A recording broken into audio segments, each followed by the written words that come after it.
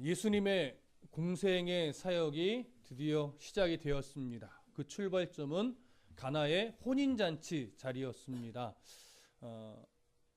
하나님 나라의 백성은 결국 하나님 앞에서 어떤 회복의 모습을 상징적으로 갖고 있냐면 신랑 되신 예수님, 신부 되신 성도, 교회, 이 관계가 온전하게 회복되는 것입니다. 그래서 혼인잔치 자리를 첫 표적의 장소로 삼은 것은 바로 그 회복을 위해서 예수님이 오셨다라고 하는 것이었죠. 그리고 옛시대 옛 율법을 상징하는 정결의 물이 포도주로 바뀐 것, 새 시대 새 언약으로 바뀔 것을, 그 일을 예수님께서 하실 것을 드러낸 표적이었습니다. 그래서 첫 표적의 장소가 가나의 혼인잔치라는 것, 그리고 첫 표적의 일이 정결의 물이 포도주로 바뀌었다라고 하는 것이 가지고 있는 의미가 얼마나 중요한지 우리는 그 사실을 확인했었고, 가나의 혼인잔치에서 첫 표적을 행하신 예수님은 유월절 즈음에 되어서 제자들과 함께, 따르던 5명의 제자들과 함께 예루살렘으로 올라가셨습니다. 예루살렘에서 예수님은 성전에 들어가셨고, 그 성전에서 매매하는 자들, 환전상들의 모습을 보았습니다. 그리고 분노하시면서 내 아버지의 집을 장사하는 집으로 만들지 말라라고 진노하셨습니다. 이 진노는 단순하게 성전에서 장사하는 것이 옳으냐 그르냐의 문제가 아니었고, 하나님 앞에 기도하는 곳, 또 성전의 본질이 온전하게 회복되어서 속죄가 일어나고 하나님과의 관계가 회복되어야 될 이 자리가 어찌 그 모든 본질을 잃어버렸느냐. 그래서 그 본질을 회복하기 위해서 누가 왔다? 예수님이 왔다. 이걸 드러내기 위함이었습니다. 그래서 예수님의 진노 속에는 무슨 표현이 중요했어요? 내 아버지의 집이라는 표현이 그래서 중요했습니다. 내 아버지의 집을 이렇게 훼손시켜 놓지 말라는 거죠. 그리고 나는 이 아버지의 집을 회복하기 위해서 내가 왔다라고 하는 거예요. 그렇기 때문에 이스라엘 또 모든 민족이 구원을 받아 하나님 나라의 백성이 되는 가장 중요한 일은 뭐냐면 신랑 되신 하나님과 예수님과 신부된 우리가 회복하는 것, 그리고 그것을 이루기 위해서 하나님이 임재가 일어나고 속죄가 일어나는 이 성전이 회복되는 것, 이것이 얼마나 중요한 것인가, 이것을 예수님이 2번의 어떤 사건 속에서 드러내셨던 겁니다. 이것은 결국 예수님의 메시아적 자기 계시의 하나의 모습이었죠. 그렇게 예루살렘에서 성전 정화 사건까지 행하셨던 예수님은 예루살렘을 떠나지 않으시고 예루살렘 기간 동안 유월절 기간 동안 예루살렘에 머무시면서 여러 가지 표적들을 보여주셨습니다. 표적이라고 하는 것은 꼭 기적적인 일로만 보지는 마십시오. 한마디 말도 표적이 될 수 있습니다. 또한 큰 이적과 같은 일도 표적이 될 수 있습니다. 근데 이러한 일들을 행하며 또 메시지를 전할 때 성경은 뭐라고 증언했었죠? 많은 사람이 표적을 보고 예수님을 믿었더라.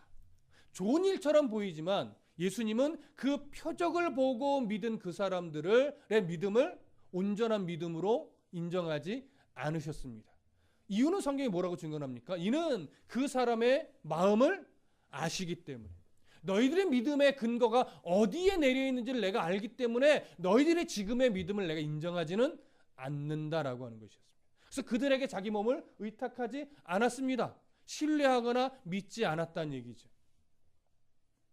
그렇게 예루살렘에서 표적을 행하며 많은 사람들에게 메시아적 자기 계시를 하던 중에 오늘 본문에 한 사람이 찾아옵니다. 그 사람이 바로 니고데모라고 하는 인물입니다. 니고데모는 성경에서, 특히 신약 성경에서, 그리고 복음서 중에서 요한복음에만 등장하는 인물입니다. 우리가 15절까지 읽어서 어느 정도 감이 오시겠지만 이 니고데모라는 인물을 왜 사도 요한이 요한복음을 기록하면서 등장시켰느냐? 기본적으로는 공간복음이 없는 이유는 이 자리에 마태나 마가나 누가가 자리에 있지 않았기 때문에, 그래서 요한만이 이 내용을 압니다. 니고데모와의 대화했던 내용들을 알고 있습니다. 그래서 이제 요한복음만 기록이 되어 있겠지만, 특별히 니고데모의 이야기를 사도 요한이 기록해 놓은 이유는 지금 이 니고데모가 어떤 모습의 대표적 모델로 등장하는 거냐면, 표적을 보고 예수를 믿고 따랐던 여러 사람들의 대표적 모델로서 오늘 등장을 하는 겁니다. 무슨 말씀 이해되십니까? 그래서 우리는 15절까지의 내용을 통해서 니고데모와 예수님의 대화를 살펴볼 건데 오늘 한 주로는 안 됩니다. 아마 2주 내지는 3주 정도에 걸쳐서 이 본문을 보게 될 텐데 너무나 중요합니다. 왜냐하면 이 본문이 무엇에 대한 전제가 되냐면 하나님이 세상을 이처럼 사랑하사 독생자를 주셨어요. 이는 저를 믿는 자마다 멸망치 않고 구원을 얻게 하려 하심이라 라고 하는 모두가 다 외우고 있는 요한복음 3장 16절 말씀의 근거가 되는 겁니다. 근데 우리는 이 말씀을 이 니고데모의 일을 별로 연결시켜서 생각해 본 적이 없어요. 왜요? 그냥 3장 16절만 아니까. 그리고 3장 16절 뒤에 나오는 또 너무나 중요한 말들은 또 몰라요. 그래서 왜 예수님이 이 말씀을 니고데모의 이야기 속에서 연결시켜 놨는가? 그 뒤에 어떠한 내용으로 연결을 하시는가? 이건 앞으로 또 살펴볼 내용입니다. 그래서 오늘 이 니고데모와의 이야기는 매우 중요합니다. 자, 3장 1절 함께 읽어보겠습니다. 시작. 그런데 바리새인 중에 니고데모라 하는 사람이 있으니 유대인의 지도자라. 자, 3장 1절의 시작을 이렇게 합니다. 그런데. 자, 그런데라고 하는 이런 류의 접속사는 항상 앞의 내용과 지금 등장할 내용을 연결시키는 의미입니다. 그런 접속사죠. 그럼 앞의 내용은 어떤 내용이겠습니까? 바로 2장 23절부터 25절까지의 내용을 근거로 하는 겁니다. 그래서 서론을 앞에서도 제가 말씀을 드렸지만 표적을 보고 믿은 사람들이 많았으나 예수님은 그들의 믿음을 인정하지 않았다. 왜냐하면 그들의 마음 중심의 믿음의 뿌리가 어디 있는지 아시기 때문에. 그런데 누가 왔어요? 니고데모가 예수님을 찾아온 거예요. 그래서 이 표적을 보고 믿은 사람들의 하나의 대표적 모델로서 이 니고데모가 등장을 하는 겁니다. 자, 그러면 그런데 바리새인 중에 니고데모라는 사람이 있으니 유대인의 지도자라 이렇게 표현을 하는데 우리는 이 니고데모라는 인물에 대해서 조금 살펴볼 겁니다. 우선 니고데모를 누구로 소개합니까? 바리새인이라고 소개를 합니다. 자, 바리새인 하면 여러분 딱 떠오르는 이미지가 뭡니까? 외식하는 사람 딱 나와요. 그렇죠? 우리들이 가지고 있는 이미지는 바리새인 하면 외식하는 사람이에요. 사람에게 보이려고 길거리에서 기도하고 사람에게 보이려고 일부러 더 금식하여서 얼굴을 초췌하게 만들고 사람에게 보이려고 종을 치면서 내가 구제한다고 길거리에서 외쳐대면서 수많은 사람들의 입맞춤과 존경의 눈빛을 받고 싶어하는 그러한 사람들로 우리는 이해를 하고 예수님 당시에 많은 바리새인들이 실제로 그런 모습을 가지고 있었습니다. 그러나 당시 사람들이 유대인을 바라볼 때 과연 이런 식의 시선을 늘 가지고 있었는가라고 생각하면 그렇지는 않습니다. 당시의 바리새인들은요 굉장히 보수적 성향이 강한 사람들이고 정치보다는 종교 쪽에 신앙 쪽에 더 마음을 두고 있던 사람들이에요. 그래서 종교적으로는 많은 존경을 받았던 그러한 경건파가 바로 바리새인입니다.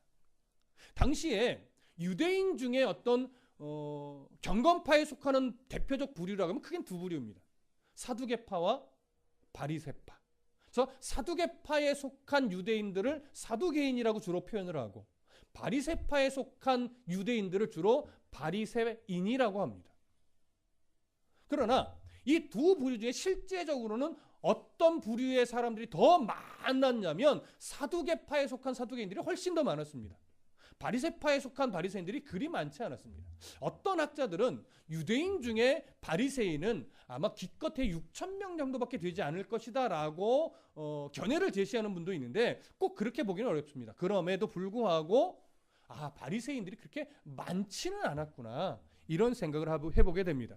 그러면 이런 경건주의 분파에 속한 바리새인과 사두개인, 바리새는 제가 좀 전에 굉장히 좀 보수파에 속한다고 말씀을 드렸다면 사두개파 사람들은요 보수적 성향이 전혀 없는 것은 아니지만 조금은 더 근본주의적인 성향에 더 가깝습니다. 이런 사두개인들은 대체로 종교보다는 정치 쪽에 더 집중하던 사람들이에요.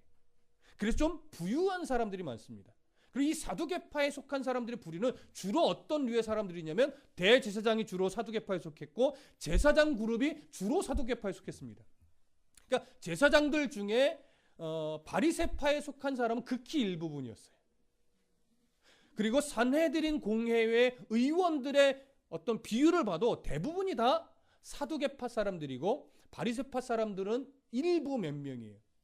산헤드린 공회라고 하는 것은 의원이 70명이었고 의장이 1명인데 의장은 대제사장입니다. 그러니까 총 71명으로 돼 있어요. 그래서 보통은 의장을 빼고 산헤드린 공회는 70명이다 이렇게 말하기도 합니다. 자, 이렇게 70명 또는 71명으로 구성된 이 산헤드린 공회에 바리새인은 몇 명 되지 않죠. 그리고 대부분이 다 사두개인이죠. 그러니 사두개인들이 정치적 기득권을 대부분 다 갖고 있어요.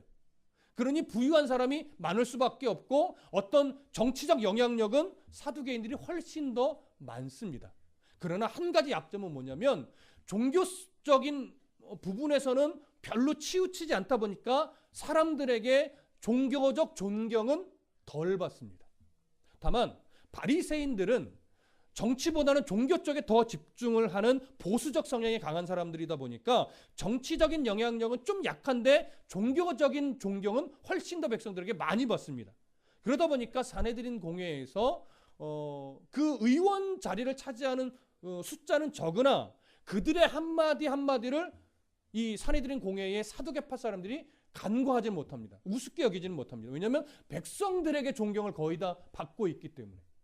이런 관계에 놓다 보니까 사두개인과 바리새인들은 늘 앙숙이에요. 늘 앙숙이에요. 그런데 문제는 뭐냐면 나중에 이제 복음서에서 드러나지만 유일하게 한 가지에서는 마음이 모아져요. 뭘까요? 예수님을 잡아 죽이는 일에는 이상하게 하나로 뭉쳐요. 참 희한하죠? 근데 이 사두개파 사람들은요, 제가 종교적으로 좀 약하다고 그랬잖아요. 그리고 좀 근본주의에 가깝다고 그랬잖아요. 이게 이들도 보수적인 성향은 갖고 있었는데 교리적으로 굉장히 위험합니다. 사두개파 사람들이. 기본적으로 일상 속에서의 하나님의 어떤 섭리 이런 간섭을 부정해요. 그리고 부활을 인정하지 않습니다. 부활을 인정하지 않으니까 사후 세계에 대해서 별로 중요하게 여기지 않고 그래서 인정하지 않아요. 그리고 귀신과 천사에 대한 존재도 인정하지 않습니다. 그러다 보니까 사두개파 사람들은 오직 어디에 초점이 맞춰요? 현세, 지금 잘 사는 것, 지금 부유하게 사는 것, 거기에 종교적인 일부를 갖다가 끌어서 사용하는 것뿐입니다. 그러니까 종교적으로 어떤 금욕적이나 이런 게 거의 없으니까 뭐 할 수밖에 없어요? 사람들에게 존경받기는 좀 어렵죠. 이와 반면에 바리새인들은 이런 정치적인 영향력은 아주 미약하지만 종교적으로는 율법을 거의 그대로 믿는 사람들이 문자적으로 믿고 문자적으로 온전하게 지키려고 무지하게 노력하던 사람이다 보니까 그냥 율법을 그냥 그대로 안 지키고 율법을 더 잘 지키기 위해서 세부 항목들을 600가지 이상 만들어서 더 철저하게 지키려고 노력하던 사람들이. 그 대표적인 게 뭐냐면 안식일에는 900m 이상 여행하면 안 된다. 걸어가면 안 된다. 이런 식의 세부 항목들을 자기가 만들어내는 거예요. 그러니까 오늘날 여러분 예를 좀 듣지만 오늘날 유대인들은 아직까지도 이런 성향을 가지고 있어서 안식일이 되면 말하자 우리식으로 얘기하면 보험밥솥에 취사 버튼을 누를 수 있을까요? 없을까요? 그걸 못하는 거예요. 토요일에 눌러놔야 되는데 그러니까 안식일 전날 눌러놔야 되는데 깜빡하고 못 누를 수 있잖아요. 그래서 이제 어떤 예를 가끔 드냐면 이런 어떤 이스라엘에 이런 데 이제 유학을 갔다 오신 분이 이제 그런 얘기를 드는데 이제 유대인 친구가 있을 수 있잖아요. 그럼 이상하게 안식일에 부른대요. 왜 부를까요? 취사 버튼 좀 눌러달라고. 자기가 누르면 율법에 걸리는데 남이 눌러주는 건 상관이 없거든요. 그러니까 이런 식의 그러니까 우리가 보면 좀 너무 우스꽝스럽기는 하지만 그만큼 철저하게 율법을 문자 그대로 지키려고 애쓰던 사람들이. 그러다 보니까 당시에는 종교적으로 많은 사람들한테 뭘 받겠어요? 존경을 받죠. 근데 그 존경심이 조금 존경을 받는 것이 너무 좋아하다 보니까 이게 지나쳐서 예수님 당시에 많이 변질되기는 했으나 그래도 많은 사람들은 이 바리새파에 속한 사람들을 종교적으로 굉장히 존경했습니다. 그래서 그 앞에 입을 맞추기도 했어요. 존경의 표시로. 근데 이걸 바리새파 사람들이 의도적으로 좋아하게 된 거예요. 그러면서 이제 변질되기 시작을 한 거죠. 이들은 마찬가지로 죽은 자의 부활도 믿었고 내세도 믿었고 사후 세계를 바라봤으며 또 어떤 종교적인 부분에 있어 더 철저했고 또 뭐죠? 모세오경을 아주 철저하게 그대로 다 인정하던 이런 사람들입니다. 자, 오늘 소개한 니고데모가 바로 이런 바리새인이라고 얘기하는 거예요. 이런 사람. 자, 그러니 나름대로 종교적으로 철저했고 많은 사람이 존경을 받던 사람들이겠죠. 그런 중에 그러한 바리새인이면서 또 무엇을 하고 얘기를 하냐면 1절에 보니까 유대인의 뭐라고 해요? 지도자. 이 유대인의 지도자. 이전 성경 개역 한글판 성경에서는 유대인의 관리라고 표현했어요. 그러니까 관리라고 표현하다 보니까 그냥 뭐 공무원인가 뭐 이런 식의 아니면 어떤 그 경찰과 비슷한 이런 류의 사람인가라고 오해할 수 있어서 이번 번역에는 유대인의 지도자라고 표현했습니다. 유대인 지도자라고는 사실은 어떤 쪽에 더 가깝냐면 단정하기는 어려우나 산헤드린 공회의 의원으로 대부분 봅니다. 저도 그것이 맞는 것 같습니다. 자, 산헤드린 공회 의원, 제가 좀 전에 말씀을 드렸지만 산헤드린 공회의 의원 중 바리새인들은 지극히 소수라고 말씀을 드렸어요. 그럼 바리새인 중에도 산헤드린 공회 의원이 된 사람은 몇 사람 안 되는데, 그렇다면 산헤드린 공회의 의원인 바리새인은 대부분의 바리새인들에게 그리고 대부분의 백성들에게 나름 존경받고 또 어느 정도 영향력을 미치는 꽤 상위 클래스의 사람이라는 일 것을 우리는 충분히 예측할 수 있습니다. 니고데모는 이런 사람이에요. 그리고 또 한 가지 볼 수 있는 거예요. 10절을 잠깐 보세요. 10절 함께 읽어보겠습니다. 시작. 예수께서 그에게 대답하여 이르시되 너는 이스라엘의 선생으로서 이러한 것을 알지 못하느냐. 자, 예수님이 니고데모에게 뭐라고 이야기를 해요? 유대인의 선생. 유대인의 선생이라는 건 뭐냐면 쉽게 얘기하면 랍비라는 얘기입니다. 랍비. 여러분 랍비는요 아무나 랍비라고 부를 수도 없고 랍비는 아무나 될 수 없습니다. 기본적으로 랍비 교육을 정식적으로 받아야 돼요. 근데 이게 한두 해 되는 것이 아니라 수년간 연구하고 또 법에 대해서도 알아야 되고 자기 스스로 해석해낼 줄 아는 학자여야만 가능합니다. 그리고 어린 나이에는 안 됩니다. 이렇게 랍비라고 부를 때는 수년간의 이 교육을 정식으로 다 마치고 40세가 넘어야 비로소 랍비가 될 수 있습니다. 그러니 랍비라고 하는 위치는 기본적으로 학자의 위치며 선생의 위치며 율법에 대해서 통달하고 있어야만 되는 자예요. 그러니 지금 니고데모가 얼마나 대단한 사람인지 우리는 알 수 있어요. 율법의 학자이며 랍비라고 불리는 사람이고 산헤드린 공회의 의원으로서 바리새인이에요. 보통이 아닌 겁니다. 자, 이러한 니고데모가 예수님께 나와왔습니다. 자, 예수님께 나와서 무슨 말씀을 하는가 이제 좀 살펴보시죠. 2절 함께 읽습니다. 시작. 그가 밤에 예수께 와서 이르되 랍비여 우리가 당신은 하나님께로부터 오신 선생인 줄 아나이다. 하나님이 함께 하시지 아니하면 당신이 행하시는 이 표적을 아무도 할 수 없음이니이다. 이러한 랍비이며 산헤드린 공회의 의원이며 또 바리새인으로서 온전히 경건함을 가지고 있던 그리고 존경을 한 몸에 받았던 이 니고데모가 예수님을 언제 찾아옵니까? 밤에 찾아왔습니다. 자, 왜 밤에 찾아왔을까요? 이 예수님이. 자, 몇 가지 견해가 있습니다. 한번 생각해 보십시오. 첫 번째, 이 밤이라고 하는 것이 가지고 있는 상징적인 의미 때문이다라고 하는 거죠. 밤은 기본적으로 어떤 상징을 가지고 있다라고 보냐면 영적 어두움을 상징한다고 보는 거예요. 그래서 이스라엘의 영적 어두움을 상징하기도 하고 이런 영적 어두움에 갇혀 있던 니고데모가 예수님에게 밝은 빛을 찾아 나왔음을 의미하는 것이다. 이런 견해가 한 가지 있습니다. 두 번째, 또 어떤 견해가 있냐면 다른 사람의 시선을 의식해서 이렇게 찾아온 것이다라고 하는 겁니다. 많은 사람들이 예수님과 관련이 있다고 하면 이상하게 볼 수도 있고 위협적으로 생길 수도 있고 배교했다라고도 볼 수 있는 위험성이 있기 때문에 예수님을 만나러 밤에 은밀히 찾아온 것이다. 이렇게 보는 견해도 있습니다. 자, 세 번째 견해는 뭐가 있냐면 보통 랍비들은 율법을 밤에 연구를 많이 한다고 합니다. 그것이 관습이라고 해요. 그러다 보니까 이제 밤에 율법을 연구하고 예수님을 만나러 밤에 오게 된 것이다. 이렇게 보기도 합니다. 자, 이제 네 번째는 뭐가 있냐면 낮에는 예수님 만나고 싶어도 잘 만날 수가 없어요. 왜냐하면 많은 사람들이 늘 둘러싸여 있고 표적을 늘 행하셨기 때문에 바쁘셔요.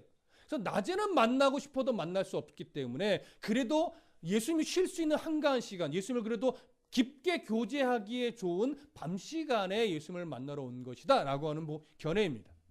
자, 여러분들은 어느 견해가 그러니까 더 옳다라고 여겨지십니까?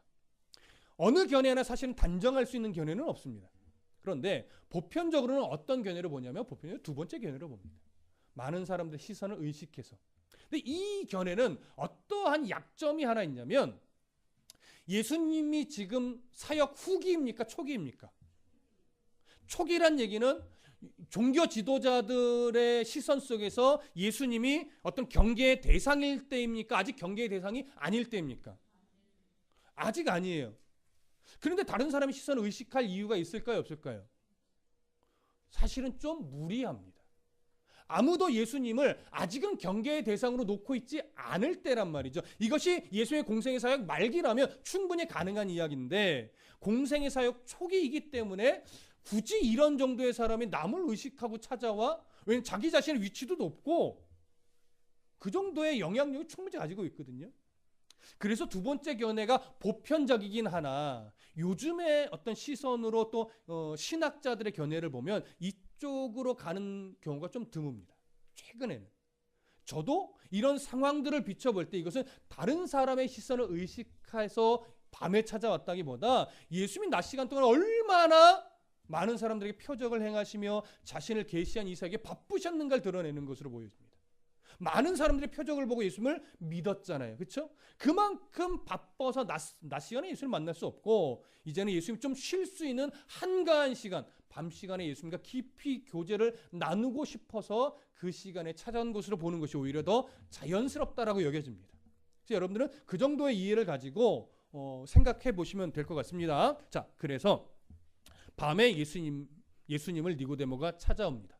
그래서 예수님을 찾아온 니고데모가 이제 예수님을 향해서 이렇게 말합니다. 랍비여, 우리가 당신은 하나님께로부터 오신 선생인 줄 아나이다. 하나님이 함께 하시지 아니하면 당신이 행하시는 이 표적을 아무도 행할 수 없음이니이다. 여러분, 놀라운 고백입니까? 놀랍지 않은 고백입니까? 여러분, 놀라운 고백입니다. 우선 어떤 부분이 놀랍느냐 한 가지 먼저 보시면 예수님을 향해서 이렇게 말합니다. 랍비여. 제가 랍비에 대해서 잠깐 언급을 했어요. 랍비라고 불리려면 기본적으로 크게 두 가지가 있어야 돼요. 첫 번째는 뭐죠? 정식 랍비 교육을 수년간 받아야 돼요. 그리고 또 하나는 뭐죠? 40세가 최소한 넘어야 돼요. 그러니까 지금 니고데모는 대략 나이가 어느 정도 됐을까요? 40세가 넘는 건 기본일 거고 근데 사내들인 공회의 의원 정도 되고 랍비로서 이미 많은 사람들에게 존경을 받을 나이라면 기본 최소 50은 넘었겠죠. 60 가까이 되지 않았을까요? 넘었을 수도 있고 저는 어느 정도 지긋한 어른의 위치에 있는 사람이라고 생각을 합니다. 그러니까 50세는 훌쩍 넘고 60세 어간의 정도 된 니고데모가 아닐까 이렇게 저는 개인적으로 보는데 그런 사람이 잘 보세요. 랍비의 교육도 받지 않으신 예수 거기다가 40은커녕 30세밖에 되지 않은 젊은 예수 이 예수님 앞에 딱 쓴 니고데모가 나이 지긋한 사내들인 공회의 의원이며 어른인 랍비이면서 어른인 니고데모가 아주 겸손하게 랍비여라고 부릅니다. 보통 일이 아니에요. 니고데모의 시선에 예수님이 어떠한 모습으로 비쳤길래 교육도 받지 않고 나이도 어린 이 예수님에게 랍비여라고 부를 수 있었는가? 이걸 생각해 보셔야 됩니다. 아마도 니고데모는 예수님이 여러 표적을 하는 중에 언제부터 그 예수님이 행하시는 표적을 보아왔는지는 모르겠으나 보아왔던 그 순간부터 이게 보편적이지 않은데? 라고 하면서 깊이 바라보고 고민하고 생각했을 겁니다. 그리고 고민하고 생각한 것뿐만이 아니라 자기가 알고 있는 성경적 지식을 다 동원하여 예수의 표적을 비교해보고 관찰하고 숙고했을 겁니다. 그런 결과 니고데모는 이 예수님을 보편적인 어떤 학식이 뛰어난 정도의 수준으로 본 것이 아니라 이분은 정말 하나님과 관계가 있는 분이구나. 하나님이 임하여 하나님으로 인해 어떤 표적을 나타내실 수 있는 이런 정말 보통의 사람이 아니구나, 이걸 알게 된 거죠. 그래서 나이는 어리고 랍비 교육은 받지 않았지만 그는 예수님을 향하여 아주 정중하게 또 겸손하게 랍비여라고 부르게 된 겁니다. 무슨 말씀 이해되십니까? 이렇게 예수님은 니고데모의 시선에 어떻게 보였는지를 우리는 확인을 했습니다. 자, 그리고 그의 고백을 좀 보시죠. 당신은 하나님께로부터 오신 선생인 줄 아나이다. 이렇게 고백하게 된 이유를 제가 방금 설명을 드렸습니다. 하나님이 함께 하시지 아니하면 당신이 행하시는 이 표적을 아무도 행할 수 없습니다. 그의 표적을 보면서 이건 하나님으로 말미암아 행한 거야 라는 확신을 가진 거죠. 그리고 그것을 내가 압니다라고 고백했어요. 얼마나 성경과 비교하며 고민하며 생각했는지 이제는 내가 압니다라고 한 거죠. 율법 학자였기 때문에 분명히 가능했을 겁니다. 자, 이러한 니고데모의 말이요, 예수님을 메시아적으로 본 걸까요? 거기까지는 아닐까요? 네, 거기까지는 아닙니다. 메시아적으로 본 것이 아니라 마치 어느 정도의 수준까지 본 거냐면 모세나 예레미야 정도의 수준까지 본 거예요. 그 이상은 아직 보지를 못한 겁니다. 이것은 아직은 신앙 고백의 차원으로 보기는 좀 어렵습니다. 그러나 예수님을 자기가 높일 수 있는 최대한으로 높여서 지금 바라보고 있고 부른 것은 분명합니다. 그러면 니고데모가 지금 이런 나름대로의 고백을 할 때 좀 주목해서 볼 것이 뭐가 있냐면 3장 2절에 랍비어라고 하면서 이렇게 말해요. 내가 당신은 하나님께로부터 이렇게 표현하지 않아요. 제가라고 자신을 1인칭으로 표현하지 않고 뭐라고 해요? 우리가라고 표현합니다. 왜 우리가라고 표현했을까요? 내가, 제가 이렇게 표현하지 않고 지금 예수님을 찾아올 때 니고데모가 혼자 오지 않았을 가능성이 있습니다. 자신과 동일하게 예수님을 바라보는 유대인 중에 바리새인 몇 사람과 함께 왔을 수 있어요. 아니면 함께 오지 않았다면 그들의 대표 자격으로 왔을 수도 있어요. 그런데 9절 이하에 보면 9절에 보십시오. 9절 이하 11절을 보시면 진실로 진실로 네게 이르노니 우리는 아는 것을 말하고 본 것을 증언하노라. 그러나 너희가 우리의 증언을 받지 않은도다 하면서 예수님이 이제 니고데모를 향하여 점차 너희가라고 하는 2인칭 복수의 표현을 하고 있어요. 이런 것들을 좀 종합해 볼 때 아마 이 자리에 니고데모 홀로 왔다라고 보기보다는 일부 몇 사람, 한 무리 정도의 사람과 함께 왔을 가능성이 훨씬 더 많습니다. 그리고 니고데모가 대표 자격으로 예수님과 대화를 하고 있는 것이죠. 우리 이제 그런 시각으로 좀 볼 겁니다. 이해되시죠?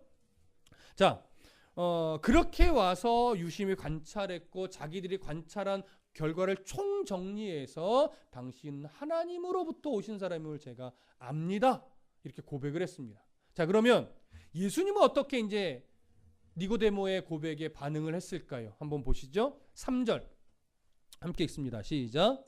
예수께서 대답하여 이르시되 진실로 진실로 네게 이르노니 사람이 거듭나지 아니하면 하나님의 나라를 볼 수 없느니라. 자, 우리가 좀 놓치기 쉬운 표현 하나를 좀 보셔야 됩니다.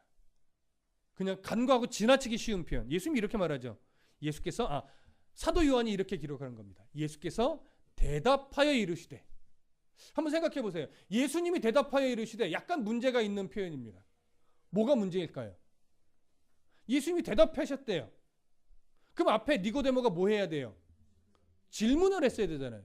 자, 니고데모의 질문이 있나요, 없나요? 없잖아요. 니고데모는 질문하지 않고 자기의 마음을 고백했어요. 근데 예수님은 대답하셨대요. 뭐죠? 어떻게 이해해야 될까요? 예수님은 뭘 하시는 겁니까? 니고데모의 중심을 하시는 겁니다.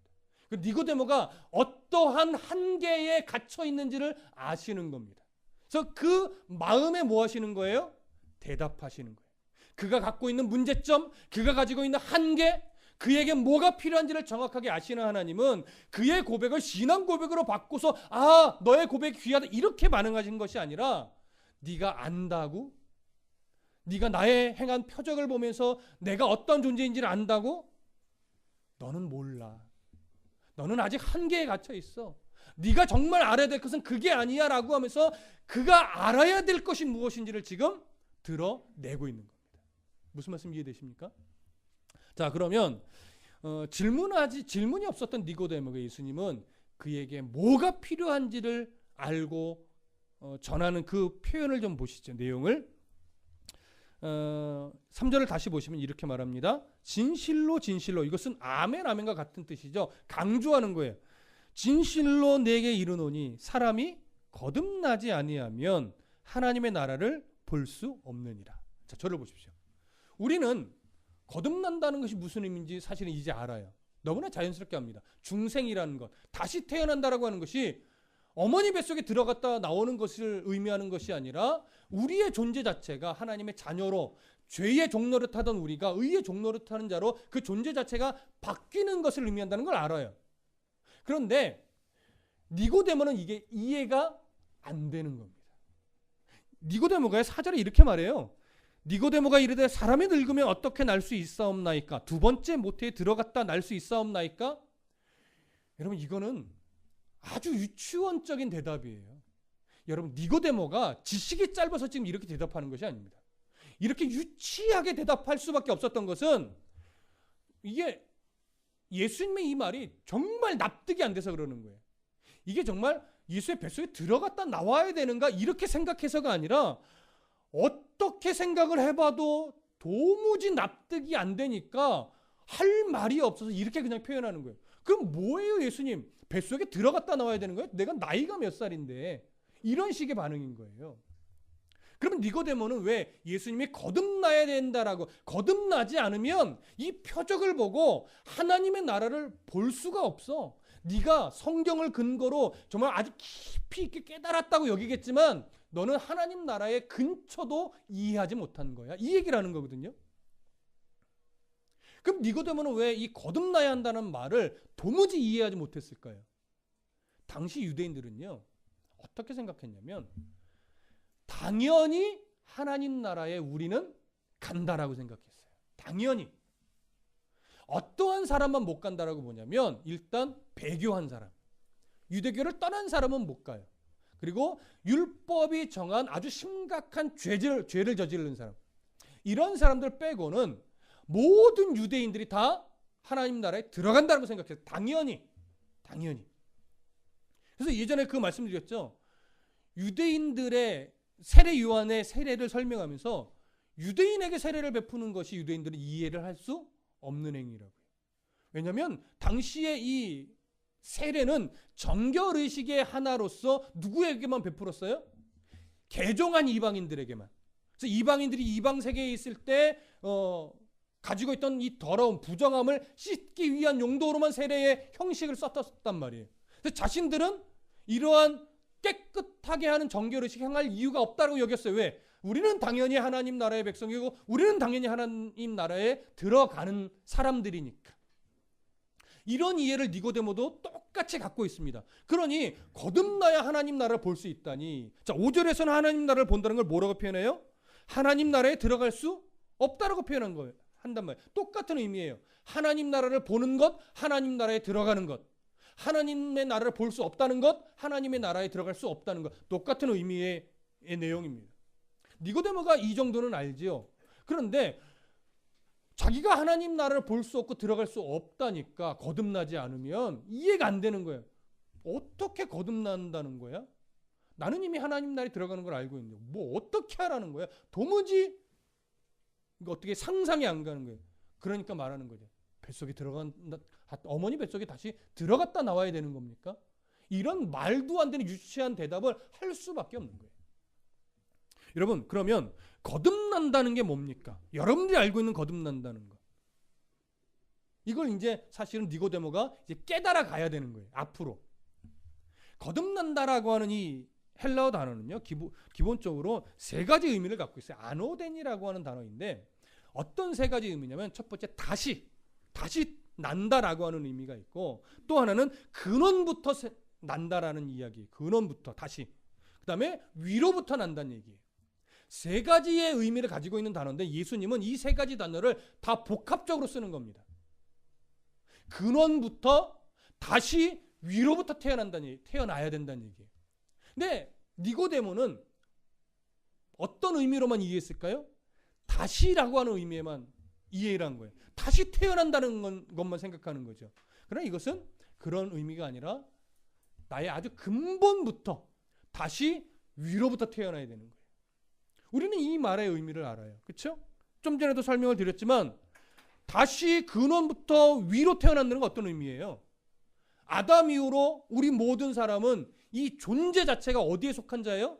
죄의 종노릇하는 자의 모습으로 신분으로 태어납니다. 신분 자체가 죄의 종노릇하는 신분이에요. 그런데 그 신분이 뭘로 확 바뀌는 거예요? 의의 종노릇하는 신분으로, 하나님 나라의 자녀이며 의의 종노릇하는 신분으로 완전히 바뀌는 겁니다. 그래서 죄의 종노릇할 때의 어떤 습관을 버리려고 싸우는 이 성화의 과정은 앞으로도 남아있지만 이 존재의 출발점은 이미 죄의 종노릇하는 자의 출발점이 아니라 의의 종노릇하는 자의 신분으로서 다시 출발을 하게 되는 것이죠. 그렇기 때문에 이것은 단순하게 성품의 변화를 말하지 않습니다. 개과천선식의 그런 식의 상태 변화를 말하는 것이 아니에요. 아예 존재 자체가 바뀐 거예요. 습관만 버리지 못했을 뿐이지. 무슨 말씀 이해되십니까? 그러면 이제 여러분 생각해 보실 게 있어요. 이렇게 우리 존재 자체가 위로부터 다시 태어나는 사람이 되는 것, 어느 시점부터 가능한 걸까요? 어느 시점부터? 이렇게 질문해 볼까요? 당시 예수를 바라보면서 정말 멋진 고백을 했던 나다나엘, 그렇죠? 당신은 왕이라는 이 너무나 멋진 고백, 그리고 함께 따랐던 요한이나 안드레나 베드로나 빌립이나 이런 사람들, 지금 거듭난 상태일까요? 거듭난 상태가 아닐까요? 여러분 몇 절 보시냐면 2장, 요한복음 2장 22절 함께 보겠습니다. 시작. 죽은 자 가운데서 다시 살아나신 후에야 제자들이 이 말씀하신 것을 기억하고 성경과 예수께서 하신 말씀을 믿었더라. 이 믿음은 거듭난 사람만이 깨달을 수 있는 믿음이에요. 그럼 어느 시점부터 알았다는 거예요? 예수님의 십자가의 죽음과 부활 사건 이후에 조금 더 자세하게 이야기하면 예수님의 죽음과 부활과 승천 이후 오순절 마가의 다락방에 성령님께서 임재하신 이후부터, 그때부터 비로소 사람이 거듭날 수 있는 겁니다. 그것을 근거로 이전의 사람도 거듭난 사람으로 소급되어 적용되는 것이고, 그 이후의 사람은 이 은혜가 지금까지도 영향을 미쳐서 우리에게 적용되는 거예요. 왜? 성령 하나님은 시간이라고 하는 이 피조물에 구애를 받지 않는 분이기 때문에. 무슨 말씀 이해되시죠? 그래서 현재 예수님을 따르고 있던 제자들도 거듭난 상태가 아닙니다. 예수님을 경험하고 있는 상태고 알아가고 있는 중이고, 그 경험과 알아가고 있던 지식들이 비로소 하나님의 나라를 온전하게 바라보며 거듭난 자로서의 믿음을 갖게 된 것은 예수님의 죽음과 부활과 승천과 오순절 마가의 다락방에 성령님께서 강림하신 사건 이후라는 거예요. 이 부분을 명확하게 하셔야 됩니다. 그렇기 때문에 1절부터 15절의 내용을 우리가 앞으로 차근차근 살펴볼 때 예수님이요 니고데모에게 이런 요청을 안 합니다. 그러니 너 거듭나야 돼. 이렇게 해야 거듭나. 이런 어떤 요구를 하지 않아요. 왜요? 여러분 거듭남이라는 게 사람의 종교적 열심으로 되는 겁니까? 성경 한 1000번쯤 읽으면 되는 겁니까? 주기도문 및 사도신경을 한 10,000번쯤 암송하면 되는 일입니까? 아니면 새벽 기도를 한 10년쯤 안 빠지고 개근하면 되는 일입니까? 아니란 말이에요. 거듭난다는 것은 사람의 종교적 열심으로 되는 일이 아니기 때문에 이건 오직 누구만이 성취시켜서 우리에게 적용해내시는 일이에요? 예수 그리스도만이. 그래서 다음에 살펴보겠지만 여러분 8절 보세요. 예수님이 그래서 이 말씀을 하시는 거예요. 8절에 바람이 임으로 불매 네가 그 소리는 들어도 어디서 와서 어디로 가는지 알지 못하나니 성령으로 난 사람도 다 그러하니라. 이게 뭡니까? 성령님이 우리를 거듭나게 근원을 바꿔놓으시는 사건은 언제 일어나는지 아무도 알지 못하는데 그 일을 이루시는 성령님은요, 자기의 뜻에 따라 사람에게 적용시킨다는 얘기예요. 근데 내 영을 살려놓으시는 때는 아무도 몰라요. 여러분들이 언제 거듭났습니까? 라고 할 때요, 우리는 아무도 다 몰라요. 다만 어느 순간을 기억하는 사람이 있는 거예요. 성령 하나님이 우리의 가슴을 어느 순간 뜨겁게 만들어서 예수님을 인격적으로 내가 고백하게 만들었던 그 아주 임팩트 있던 순간, 이때는 기억하는 사람이 있어요. 이런 기억이 주로 없는 사람들이 누구예요? 모태신앙으로 자란 자녀들이 거의 이런 경험이 없습니다. 어느 순간 그냥 나는 거듭난 사람인 걸 그냥 깨닫게 되는 경우가 많죠. 무슨 말씀 이해되세요? 그러나 그 예수님의 강력한 역사로 말미암아 내가 인격적으로 고백한 그 순간이 여러분 거듭난 것이 아니고, 그 순간은 뭐냐면 예수님이 성령 하나님께서 나를 살려놓으신 이후에 끊임없이 나를 설득하시는데 그 설득의 끝내 내가 설득당하여 이제 인식하고 알게 되어 내가 고백했던 순간이 바로 그 순간이에요. 그러니까 내가 성령으로 거듭난 때는 그 시점 이전 어느 순간이에요. 사실은 근본적으로는 뭐예요? 태초부터 정해놨다라고 해도 과언이 아니죠. 성령 하나님이 그렇게 바람이 어디서부터 출발했는지 몰랐던 것처럼 우리에게 그 이 역사를 이루신 날은 아무도 모릅니다. 우리의 입장에서 내가 인격적으로 고백하는 순간을 내가 믿은 순간이에요, 내가 영접한 순간이에요, 그건 우리의 입장에서의 고백이고, 하나님의 입장에서는 8절의 표현처럼 성령 하나님이 어느 순간 우리의 영혼을 살려놨을 때 그때가 이미 거듭난 거예요. 그러니 세례와도 상관이 없는 겁니다. 이 교회 생활한 것과도 아무 상관이 없습니다. 교회 생활 수십 년 해도 사실은 내가 언제 거듭난 건지는 알 수 없고, 내 스스로가 언제 그 예수님을 확실하게 인정하고 인격적으로 고백하게 됐는지는 아는 사람도 있고 모르는 사람도 있고, 그 시점이 거듭난 건 아니란 얘기죠. 그렇게 이제 보세요. 왜 제가 이 말씀을 드리냐면, 그래서 니고데모에게 너 거듭나야 돼, 이렇게 해서 거듭나야지라고 요구하지 않는 거예요. 그럼 예수님이 왜 이 말씀을 해주시는가? 네가 뭐 좀 유대인이며 바리새인이며 랍비라고 해서 네가 뭐 좀 안다라고 생각하는데 넌 알지 못해. 왜냐하면 네 힘으로 이걸 깨달을 수 있는 게 아니기 때문에. 그래서 이 일을 이루기 위해서 누가 왔다는 거예요? 그래서 내가 온 거야. 이걸 알려주시려는 거예요. 그래서 내가 온 거야. 내가 십자가에 죽고 부활하여 이 일을 이룰 때만이 비로소 네가 거듭날 수 있고, 네가 거듭난 상태에서 내 은혜를 알게 됐을 때 비로소 너는 하나님 나라를 볼 수 있는 거지. 너의 위치가, 너의 학식이, 너의 바리새인이라는 것이 너를 거듭나게 하는 것이 아니다. 그것 때문에 하나님 나라 가는 것이 아니다. 오직 하나님 나라는 누구를 통해서? 나를 통해서만이 볼 수 있고 깨달을 수 있고 들어갈 수 있는 거야. 그것 때문에 내가 왔어. 그러니 내가 십자가의 죽음과 부활 사건 이유가 되면 비로소 네가 내가 지금 했던 말을 진심으로 깨닫게 될 것이고, 그때서야 거듭날 것이고, 그러면 이제 너의 인생이 하나님 나라를 분명하게 바라보며 그 나라를 소망하며 살아가는 인생이 될 것이다. 이 얘기를 알려주는 겁니다. 실제로 니고데모가 이 이야기 외에 7장에 한번 드러나고, 예수님이 죽음 이후에 아리마대 요셉과 함께 예수님을 장사 지낸 일에 다시 한번 등장을 합니다. 근데 그때 어떻게 해요? 유향을 100근이나 가져오잖아요. 이 니고데모가. 여러분, 100근이라는 것은요, 황제, 왕이나 장사 치를 때 갖고 오는 양이에요. 아무나 그렇게 하지 않습니다. 니고데모가 그런 걸 갖고 갈 때는 이것이 이 사람이 정말 거듭난 증거다라고 단정하기는 어려우나, 그래도 거듭난 사람이 아니면, 예수님을 정말 하나님의 아들로서 메시아로 인정하지 않으면 그런 일을 행할 수 없어요. 그래서 저는 니고데모가 이걸 출발점으로 해서 예수님의 죽음과 부활 이후에 정말 거듭난 사람이 되었을 것으로 저는 생각을 합니다. 니고데모는 바로 이런 사람이고, 예수님이 니고데모에게 이 말을 해주신 것은 바로 이것을 알려주기 위함인 겁니다.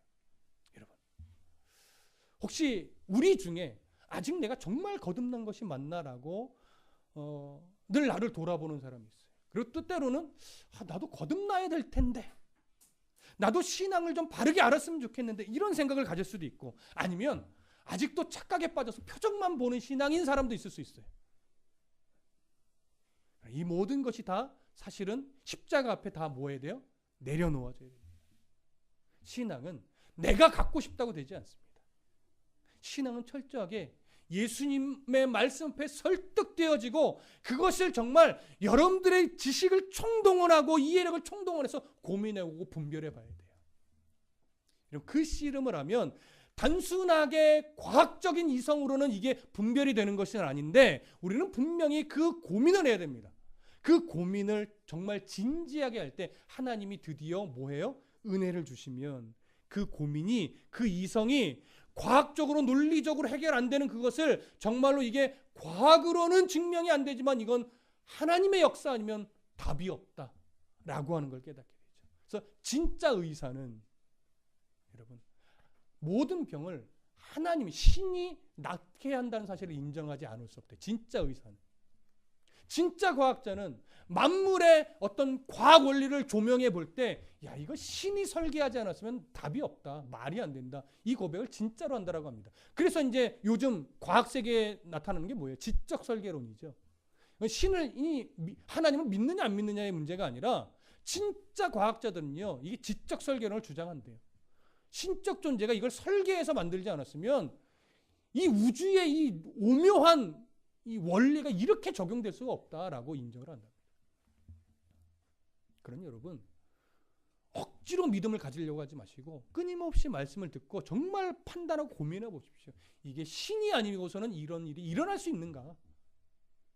그 깊은 고민과 죽음 이후의 세계에 대한 깊은 고민, 사후 세계에 대한 한번 이 고민들을 말씀과 함께 부단히도 해낼 때 하나님이 깨달아가는 은혜를 주실 겁니다. 그것이 뭐냐면, 거듭나게 하신 하나님이 이 거듭남을 이해하고 확신할 수 있는 과정으로 끌고 가시는 거예요. 지금 니고데모가 여기서 다 알지 못합니다. 그런데 하나님 니고데모를 뭐 하는 중이에요? 끌고 가시는 중이에요.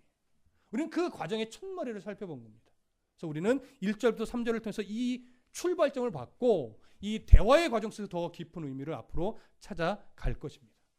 우리 안에 이 거듭남의 은혜가 온전한 믿음으로 더 확고해지고, 하나님의 나라를 바라보며 그 천국 소망이 희미하지 않고 이제는 분명한 믿음이 되어 정말 성도의 걸음을 한 걸음씩 분명하게 걸어가실 수 있기를 간절히 소망합니다.